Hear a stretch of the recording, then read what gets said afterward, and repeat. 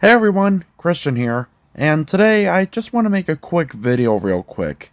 You see, basically I'm sure all of us have wondered this, but I'm pretty here to ask the question, what would it be like if the characters from the Muppets were characters on Sesame Street as well?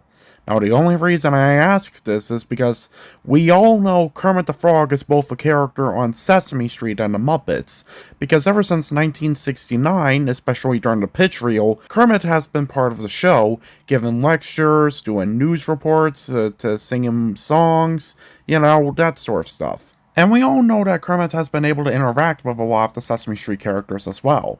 He usually interacts with characters like the Count, Elmo, and two characters he usually interacted with the most was Cookie Monster and Grover, especially when it came to his lectures. Because Cookie Monster and Grover were sort of like Kermit's foils, Cookie Monster would always eat stuff which would ruin the lecture. The color of this thing is orange.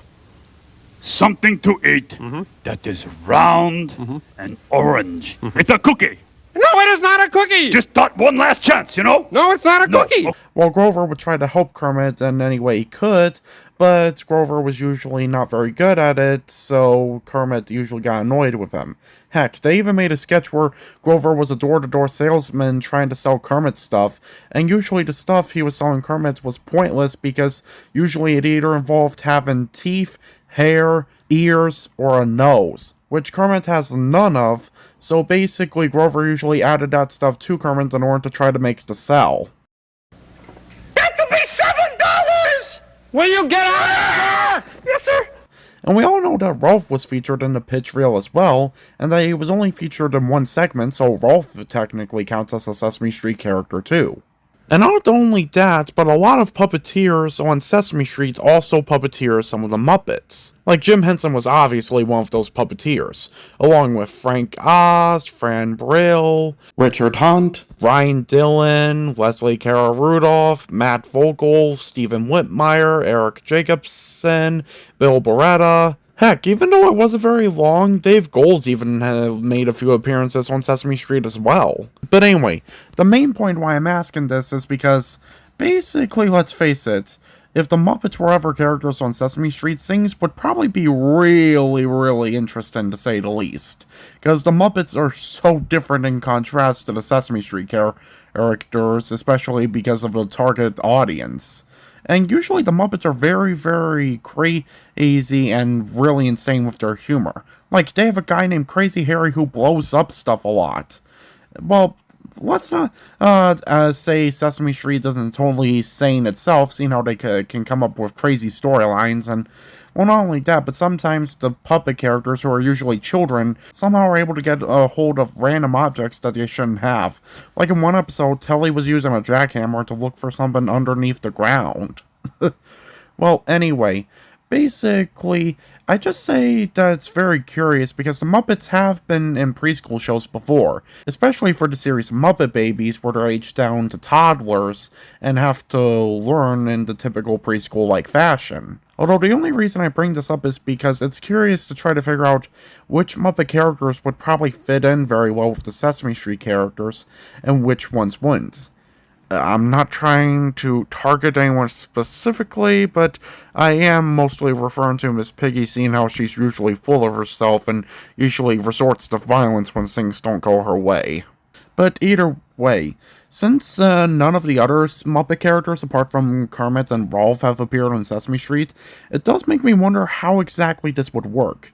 And especially because of the main reason I made this video, it makes me wonder how this works, is because of Muppet Kids, a short educational series in the form of books and video games the Jim Henson Company was trying to do back in the 90s, with like preteen versions of the Muppet Babies characters. And basically, there's actually a video game with 6 volumes in it that not only had the Muppet Kid characters, but also adult Kermit and Gonzo, voiced by Stephen Whitmire and Dave Goelz respectively. And I just bring this up because the educational series, especially these video games specifically, were probably targeted towards preschoolers because they taught about stuff like same, different, sorting, and going for order, basically teaching phonics sounds, going for the alphabet, that sort of stuff. And I just bring this up because while the games themselves do seem like they were made for a younger audience, basically they have segments starring adult Kermit and adult Gonzo in between the games, and those seem like they're targeted more towards non-preschoolers, especially because it involves stuff that maybe preschoolers or shouldn't learn, like basically what explosions are, snake bites, that sort of stuff. And I mostly say this because apparently Gonzo sings in order to help educate everyone, especially to bring them culture. He's going to be performing really dangerous stunts which sort of connect to what the lessons are. And basically, while he performs these stunts, it's set to classical music to try to enrich culture. And basically, these stunts are crazy. Like, he created 2 rockets for him and Kermit to blast them off into outer space, set to classical music. But basically, Kermit's rocket was broken, so only Gonzo went to space. Although that is lucky for Kermit, because he didn't agree to any of these stunts when Gonzo did them. And then in one of the other games, Gonzo decided to teach same and different by saying all the snakes he released from a box look the same, but what makes one of them different is that one of them bites. And since there's another game that involves him riding a motorcycle on the ceiling and saying that the blood rushed through his head and whatnot, which is crazy. And then in one game, he did a disgusting stunt where basically he ate the alphabet made out of cheese and edible paste while humming the Blue Daniel Waltz. Yuck. And since they sort of changed Gonzo a little bit, but not entirely, in order for him to fit in with these preschool video game segments between the games, basically all I can say is that this game made me wonder if stuff like this would be featured on Sesame Street, because if it did, all I can say is that it would probably be very, very insane.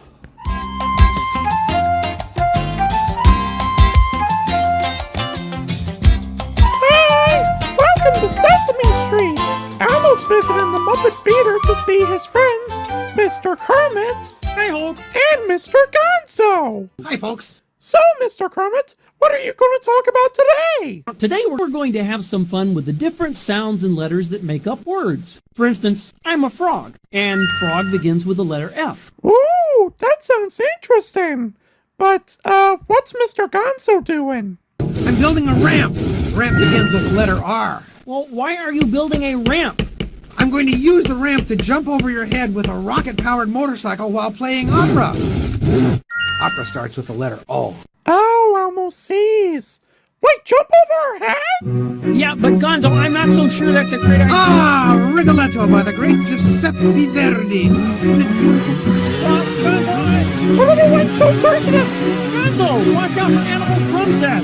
Watch out! That's what I'm aiming for! Ouch. I'll call a doctor.